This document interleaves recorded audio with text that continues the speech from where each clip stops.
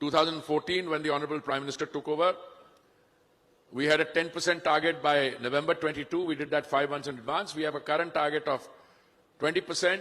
Target date was 2030. We've done it 6 years in advance. And I want to put a full stop there.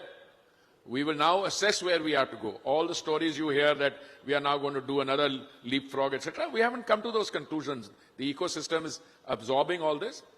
Equally, all the stories you hear about biofuels being harmful for engines, there's a load of BS and B capital and S capital, and I don't know what that means, but it's an expression I learned. All the energy companies, all the automobile companies, everyone that I know, occasionally somebody will write a story. Oh, I interviewed somebody, he's an automobile engineer, and he said he bought a car in 2021 or 22, or even earlier, that car used to do very well, and then so I asked that guy, politely asked that automobile engineer which car he's got, and why the mileage came down, and where does he live. I mean, if he lives in Gurugram or in Delhi and goes to Gurugram every day, I can give you 21 reasons why the efficiency of the car will come down by 1 or 2%. I mean, what is all this?